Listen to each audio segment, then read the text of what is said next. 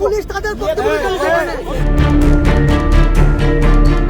হবিগঞ্জে NCP নেতাদের গাড়িবহরে হামলার সময় আঘাতপ্রাপ্ত আলিপের এক চোখের দৃষ্টি সম্পূর্ণ শেষ বলে জানিয়েছেন দলটির উত্তরাঞ্চলের মুখ্য সংগঠক সার্জিস আলম। বুধবার বেলা 12টার দিকে নিজের ভেরিফাইড ফেসবুক ওয়ালে দেওয়া এক পোস্টে চিকিৎসকের বরাত দিয়ে এই তথ্য জানান তিনি।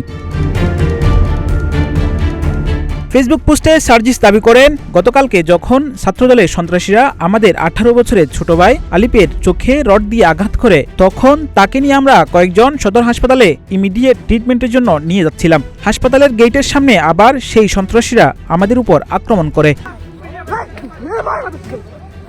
সার্জিস লিখেন, আলিপের চোখ দিয়ে অঝুরে রক্ত ঝরছিল। প্রাথমিক ট্রিটমেন্টটাও করানোর সুযোগ দেয়নি ওরা। সাথে সাথে আলিপকে সিলেট এমএজি উসমানী মেডিকেল কলেজে পাঠানোর ব্যবস্থা করি। একটু আগে কর্তব্যরত ডাক্তারের সঙ্গে কথা হলো, তিনি শুধু 2টা বাক্য বলেছেন, আলিফের একটা চোখের দৃষ্টি টোটালি শেষ, দ্রুত ঢাকায় জাতীয় চক্ষুবিজ্ঞান হসপিটালে নিয়ে অপারেশনের ব্যবস্থা করুন। এর আগে মঙ্গলবার সন্ধ্যায় হবিগঞ্জে জুলাই জাগরণ পদযাত্রা শেষে এনসিপির মুখ্য সমন্বয়ক নাসিরউদ্দিন পাটোয়ারি ও উত্তরাঞ্চলের মুখ্য সংগঠক সার্জিস আলমের গাড়িবহরে হামলার ঘটনা ঘটে। হামলায় স্থানীয় ছাত্রদলের নেতাকর্মীরা জড়িত বলে অভিযোগ করেছিলেন এনসিপি নেতারা। তবে অভিযোগটি অস্বীকার করেছে হবিগঞ্জ জেলা ছাত্রদল।